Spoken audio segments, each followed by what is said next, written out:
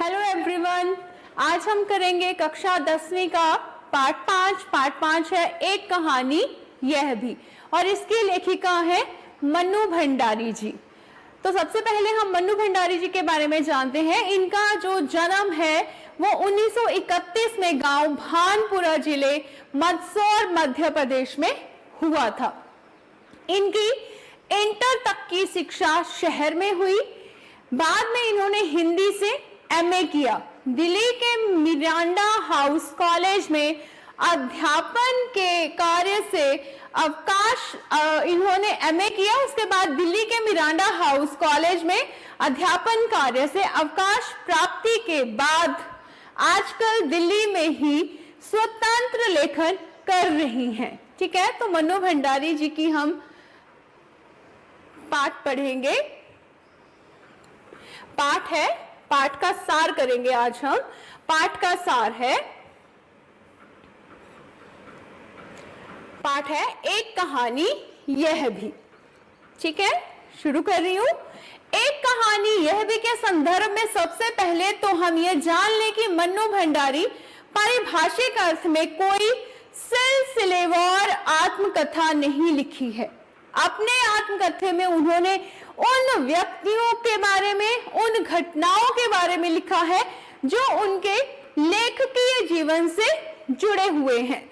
यहाँ पे उन्होंने उनके बारे में लिखा, उन व्यक्तियों के बारे में लिखा है जो उनके लेखकीय जीवन से जुड़े हुए हैं। संकलित अंश में मन्नू जी के किशोर जीवन से जुड़ी घटनाओं के साथ उनके पिताजी, उनकी कॉलेज की प्राध्यापिका शीला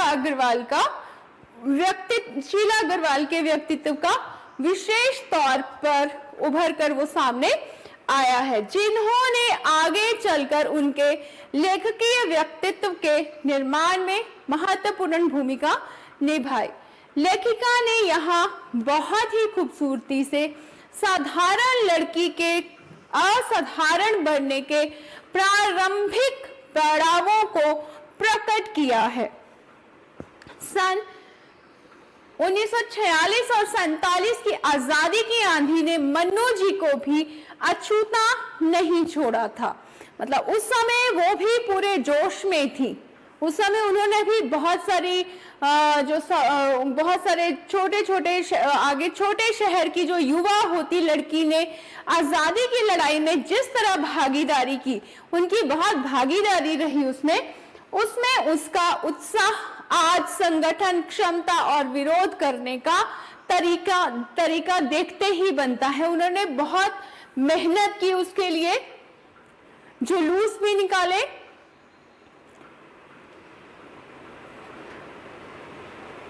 उन्होंने बहुत मेहनत की, इसके लिए बहुत जुलूस भी निकाले। एक कहानी यह भी लेखिका ने बताया है कि उनका जन्म मध्य प्रदेश के भानुपुरा गांव में हुआ था, जो मैंने आपको भी बताया है। और जब वे कुछ जानने समझने लायक हुई तो स्वयं को अजमेर के ब्रह्मपुरी मोहल्ले के 2 मंजिला मकान में पाया। जब वो समझने लायक हुई, समझने काबिल हुई, तब उन्होंने अजमेर के ब्रह्मपुरी मोहल्ले के 2 मंजिला मकान में खुद को पाया। मकान के ऊपरी हिस्से में पिताजी लिखने पढ़ने का काम करते थे और नीचे परिवार के शेष सभी सदस्य रहते थे। बाकी लोग नीचे वाली बिल्डिंग में रहते थे और उनके पिताजी ऊपरी हिस्से में रहते थे मकान के, जहां पे वो पढ़ने लिखने का सारा काम किया करते थे। उनकी माँ अनपढ़ थी, लेकिन घर की जिम्मेदारियों को बहुत अच्छे से वो निभाती थी। सॉरी। अजमेर आने से पहले लेखिका के पिता इंदौर में प्रतिष्ठित और सम्मानित व्यक्तित्व के रूप में कार्य करते थे। वे कांग्रेस और समाज सुधार के कार्यों में जुटे रहते थे। वे न केवल शिक्षा का उपदेश देते थे, बल्कि विद्यार्थियों को घर बुलाकर पढ़ाते भी थे। वो चाहते थे कि हर कोई शिक्षित बने। लेखिका के पिताजी का जीवन उन दिनों खुशहाल था। वे कोमल और संवेदनशील व्यक्ति होने के साथ साथ अहंवादी एवं क्रोधी भी थे। उन्हें कभी कभी गुस्सा बहुत आता था। लेखिका बताती है कि उससे उसने अपने पिताजी को अपने टूटे हुए गुणों और आशाओं के बोझ तले दबा हुआ देखा है। इंदौर में आर्थिक घाटा होने के बाद जब उनके पिताजी को इंदौर में आर्थिक घाटा हुआ, उसके बाद वे अजमेर में आ गए। अंग्रेजी हिंदी शब्दकोश लिखा। उन्हें सम्मान तो मिला, किंतु वहां उन्होंने अपनी तरह का पहला और अनुपम धन नहीं मिला। जो उन्हें चाहिए था उस तरह का धन उन्हें वहां नहीं मिला। तो आर्थिक स्थिति अच्छी ना होने पर भी उनके राजशाही ठाट बाट करने की अधूरी इच्छाओं ने उनको क्रोधित बना दिया था। वो बहुत गुस्से में रहते थे इस वजह से, और उनका यह क्रोध लेखिका की मां पर उतरता था। अपने द्वारा किए गए विश्वासघातों ने उनको इतना शक्की और चिड़चिड़ा बना दिया था कि वे बात बात पर गुस्सा कर जाते थे और लेखिका और उसके भाई बहनों पर ही अपना गुस्सा उतारते थे। वो इन सब परेशानियों से इतने परेशान हो चुके थे कि वो या तो बहुत चिढ़ जाते थे, अगर गुस्सा आता था तो लेखिका के भाइयों पर, लेखिका पर, उसकी मां पर अपना सारा गुस्सा वो निकाल देते थे। यहां लेखिका अपने पिताजी की यशोगाथा नहीं गाना चाहती। वह या तो बताना चाह रही है कि पिता के कौन से गुण और दोष उसके अंदर हैं और कौन सी ऐसी बातें थी जिन्होंने उनके अंदर हीनता की ग्रंथि को उत्पन्न किया था। मतलब वो यहाँ पे ये बताना चाह रही थी कि शायद कौन सी बातें उसके अंदर हैं, कौन से उनके गुण उसके अंदर आए हैं या कौन से अवगुण उसके अंदर आए हैं। लेखिका जो थी वो बचपन में थोड़ी कमजोर थी, उनका रंग जो था वो भी काला था, जिस कारण उनके पिताजी उन्हें गौर रंगी खूबसूरत बहन को चाहते थे। मतलब पिताजी उनको कम चाहते थे, मन्नू भंडारी जी को इतना नहीं चाहते थे जितना उनकी बहन को वो चाहते थे। लेखिका की उपेक्षा हमेशा वो करते थे। नाम, सम्मान और प्रतिष्ठा पाने के बाद भी लेखिका उस हीन भावना की वजह से अपने पर भरोसा नहीं कर पाती थी। लेखिका को अपने में विश्वासघातों को झेलने वाले पिताजी के शक्की स्वभाव की झलक दिखाई देती है। उन दोनों की आपस में विचारों की टकराहट भी होती थी। मतलब उन दोनों के जो विचार थे वो बिल्कुल मिलते नहीं थे, तो उनकी आपसी टकराहट होती रहती थी। फिर भी पिताजी का स्वभाव लेखिका में प्रतिबिंब के रूप में रहता ही था। लेखिका ने बताया कि उनके परिवार की लड़कियां जब 16 वर्ष की हो जाती हैं और 10वीं पास कर लेती हैं तो उनकी शादी कर दी जाती है। अब यहाँ पे लेखिका हमें बता रही है कि उनके परिवार का क्या रिवाज था कि जब उनके परिवार में लड़कियां 16 साल की हो जाती हैं, 10वीं पास कर लेती हैं, तो उनकी शादी कर दी जाती है। लेखिका की बहन सुशीला की भी इसी योग्यता पर शादी कर दी गई। दोनों भाई पढ़ने के लिए बाहर चले गए। लेखिका को अपने अस्तित्व का बोध हुआ और पिताजी भी उसका ध्यान रखने लगे। पिताजी ने यह कहते हुए कि रसोई घर में भटियारनों का काम होता है, अपनी बेटी को वो बोल रहे हैं कि भाई रसोई घर में तो भटियारनों का काम होता है, उन्हें रसोई घर से दूर ही रखा जाना चाहिए। यदि वह उसमें काम करेगी तो उसकी प्रतिभा और क्षमता जो है वो कभी भी बाहर नहीं आएगी और वो उसी रसोई घर में, उसी भटियार खाने में जलकर खाक हो जाएगी। लेखिका अपने घर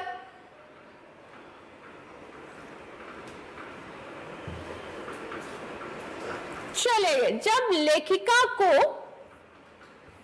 अपने अस्तित्व का, जब लेखिका, उसके पिताजी चाहते थे कि उनको रसोई घर से दूर रखा जाए, क्योंकि भटियार खाने में अगर वो कार्य करती रहेगी तो उसका तो पूरी की पूरी जो प्रतिभा है, क्षमता है, वो जलकर वहीं खाक हो जाएगी। फिर लेखिका अपने घर पर होने वाली जो विभिन्न दलों की सभाएं थी या आपसी बहसों को वो जरूर सुनती थी। जो घरों में बहसें होती थी आपस में, उनको वो जरूर सुनती थी विभिन्न दलों की जो बहसें होती थी। जब वह चाय नाश्ता लेकर जाती थी तो पिताजी बहस सुनने के लिए उसे वहीं बिठा लेते थे। जो भी आपस में वार्तालाप रहती थी, जो भी बातचीत होती थी, तो पिताजी उसको वहीं बिठा लेते थे। लेखिका 1942 के आंदोलन की पार्टियों के आपसी मतभेद से तो अनभिज्ञ थी, किंतु देशभक्तों के बलिदानों से मन में एक पीड़ा रहती थी। एक कहानी यह भी में लेखिका बताती है, वह 10वीं कक्षा तक समझ से बाहर होते हुए भी बहसें सुनती थी। मतलब लेखिका अब यहाँ पे हमें बता रही है कि जब वो 10वीं क्लास में थी तब उनको ये समझ नहीं आती थी बहसें, लेकिन फिर भी वो उनको सुनने की कोशिश करती थी, समझने की कोशिश करती थी और वो वहां बैठ जाती थी। फिर लेखिका ने पुस्तकें पढ़ना शुरू किया, स्कूल से वो पुस्तकें पढ़ना आरंभ किया था उन्होंने। वही अब कॉलेज बन गया था और 10वीं पास कर जब लेखिका का जब 10वीं उसने पास कर ली, वहीं पे भाई कॉलेज बन गया था। तो लेखिका कॉलेज में जब आई तो उनकी भेंट हिंदी की प्राध्यापिका शीला अग्रवाल जी से हुई। शीला अग्रवाल जी ने लेखिका को वास्तविक परिचय करवाया साहित्य से। लेखिका जो थी, जब वो शीला अग्रवाल जी से मिली तो शीला अग्रवाल जी ने उनका वास्तविक परिचय करवाया साहित्य से। शीला अग्रवाल जी ने लेखिका को साहित्य के क्षेत्र में प्रवेश करवाकर पुस्तकों के चयन, उनको पढ़कर बहस करना, साहित्यकारों के विषय में जानने की दिशा दी। कई लेखकों की रचनाओं ने उन पर विशेष प्रभाव डाला। यह समय उनकी धारणाओं के बदलने का समय था। उन्होंने शीला अग्रवाल से साहित्य के विषय में बहुत कुछ सीखा। जैसे जैसे समय बीतता गया, लेखिका जो थी वो बहुत कुछ समझती गई और वो सीखती गई। उन्होंने शीला अग्रवाल जी से बहुत कुछ सीखा, उन्होंने साहित्य के विषय में बहुत कुछ सीखा। शीला अग्रवाल ने लेखिका की साहित्यिक सीमा को बढ़ाने के साथ साथ उनकी पिता द्वारा देश की स्थितियों के संबंध में चलाए गए जो कार्यक्रम थे उनमें भी बढ़ चढ़कर भाग लेने का समर्थन किया। उसके अंदर वो सामर्थ्य भर दिया कि तुम्हें भी वहां जाना चाहिए, तुम्हें भी वहां भाग लेना चाहिए। तो 1946 और 47 के दौरान अनेक तरह के विरोधों में युवाओं का जो उस समय का जो युवा लोग थे,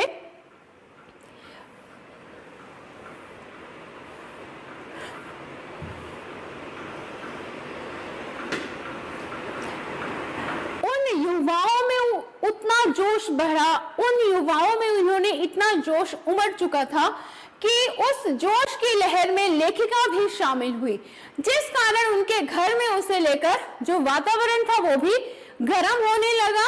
उन्हें केवल घर में ही होने वाली गतिविधियों में सम्मिलित होने की अनुमति थी। मतलब उनके पिताजी के द्वारा सिर्फ उतनी ही उन्हें अनुमति दी गई थी कि वो सिर्फ घर में होने वाली बहसों में भाग ले। पिताजी का दिन भर लड़कों के साथ पिताजी का दिन भर लड़कों के साथ नारे लगाना, हड़तालें करना, यह लड़की पिताजी को बिल्कुल अच्छा नहीं लग रहा था। उनको बिल्कुल अच्छा नहीं लगता था कि ये लड़कों के साथ नारे लगाए या हड़तालें करे। तो लेखिका का कहना था कि जब खून में जोश होता है तब सभी बंधन, सभी डर समाप्त हो जाते हैं। इस कारण उसी समय से उनके पिताजी से विरोधपूर्ण व्यवहार रहा। इसी वजह से उनकी वैचारिक टकराहट होती थी, उनके विचार जो थे वो बिल्कुल आपस में नहीं मिलते थे। और यह उनकी राजेंद्र यादव से शादी होने तक चलता रहा। लेखिका के पिताजी यश प्राप्ति को महत्व देते थे। लेखिका के जो पिताजी थे वो यश को ज्यादा मानते थे, उसकी प्राप्ति को ज्यादा मानते थे। उनका एक सिद्धांत था कि मनुष्य को अपना एक विशेष स्थान बनाकर जीना चाहिए, समाज में नाम और सम्मान होना चाहिए। एक बार कॉलेज के प्रिंसिपल ने लेखिका के प्रति अनुशासनात्मक कार्रवाई करने के विषय में एक पत्र लिखा पिताजी को। तो पिताजी बहुत गुस्सा करने लगे। पिताजी के नाम एक पत्र आया लेखिका के कॉलेज से, उन्होंने उनके प्रिंसिपल के द्वारा लिखा गया वो पत्र था। तो पिताजी ने जैसे ही वो पत्र देखा, उनको बहुत गुस्सा आया और कहा, यह लड़की हमारी सारी मान मर्यादा समाप्त कराएगी। और बच्चे थे, किसी ने ऐसा नहीं किया। अब पिताजी को लग रहा कि भाई और भी बच्चे थे, किसी ने ऐसा नहीं किया, लेकिन इसकी वजह से मुझे इसके कॉलेज जाना पड़ रहा है। पिताजी गए तो गुस्से में थे, लेकिन वहां से खुश होकर लौटे। जब उसके कॉलेज पिताजी गए तो वहां से खुश होकर लौटे। वो कारण बताया कि कॉलेज की सभी लड़कियां केवल 3 लड़कियों के इशारे पर कॉलेज की कक्षाएं छोड़ देती हैं। ठीक है, अब वहां पे पिताजी से बात हुई कि भाई 3 लड़कियों के इशारे पर पूरा कॉलेज खाली हो जाता है, जिनमें से एक लेखिका थी। उनके कारण कॉलेज चलाना मुश्किल हो रहा था। ठीक है, अब प्रिंसिपल जी ने कहा कि हमें कॉलेज चलाना मुश्किल हो रहा है, आपकी बेटी है और उनके साथ 2 लड़कियां और हैं जिनके इशारे पर कॉलेज तक खाली हो जाता है। यह सब सुनकर लेखिका के पिताजी को अपने आप पर वो गर्व महसूस करने लगे। पूरे देश में इसी प्रकार का वातावरण बना हुआ था। पिताजी के मुख से अपनी प्रशंसा सुनकर लेखिका को बहुत आश्चर्य हो रहा था। जब पिताजी वापस घर आए तो उन्होंने सबको बताया कि प्रिंसिपल ने ऐसा बताया है, तो उनको खुद पर गर्व महसूस होने लगा। और उन्होंने जब ये सारी बातें अपने घर में बताई, तो जब वो लेखिका की तारीफ कर रहे थे, प्रशंसा कर रहे थे, तो लेखिका को विश्वास ही नहीं हो रहा था। लेखिका ने उस घटना का उल्लेख किया जब आजाद हिंद फौज के मुकदमों के सिलसिले में स्कूल, कॉलेज, दुकानों को बंद करने की घोषणा की गई थी और बहुत से दुकानों को जबरदस्ती बंद भी करवाया गया था। सभी विद्यार्थी शाम को मुख्य चौक पर इकट्ठा हो गए थे। सभी जो स्टूडेंट्स थे वो वहां पे एक चौक पे इकट्ठा हो गए थे। वहां जमकर भाषणबाजी हुई। दूसरी तरफ लेखिका के पिताजी के एक दोस्त लेखिका के विरुद्ध पिताजी के कान भर दिए। अब वहां पे एक ऐसे भी व्यक्ति थे जिन्होंने लेखिका के विरुद्ध बोला और पिताजी के फिर से कान भर दिए कि लेखिका का लड़कों के साथ नारेबाजी करना, हड़तालें करना, घूमना बिल्कुल अच्छा नहीं है। उसके जाने के बाद पिताजी क्रोध की अग्नि में जलते रहे और यह निश्चय किया कि लेखिका को अब घर से बाहर नहीं निकलने देंगे। अब जब उन्होंने ये सारी की सारी बातें सुनी तो उनको फिर गुस्सा आया कि अब वो लेखिका को घर से बाहर बिल्कुल नहीं जाने देंगे। लेखिका पिताजी के क्रोध से अनभिज्ञ जब घर पर आई तो उनके पिताजी के पास उनके घनिष्ठ मित्र और अजमेर के सम्मानीय डॉक्टर अंबालाल जी बैठे थे।